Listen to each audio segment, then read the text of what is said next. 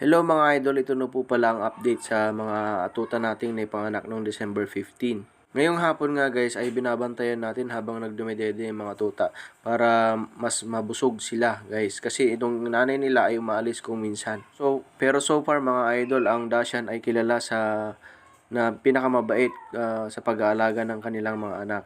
Ito malambing pa ang mga Dachshund mga idol. Ayan, gaya ng nakikita nyo, gustong-gusto niya na kinakamot natin siya kasi ayan, para nako-comfort din. Hello mga idol, bago makalimutan, Michi pala. Ipapakilala ko ang pangalan nitong aso ko. Michi po ang pangalan niya.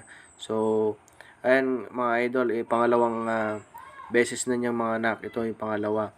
Bali, napurga na rin pala itong mga tuta mga idol nung 2 weeks nila. Kasi importante yan para hindi sila magkasakit.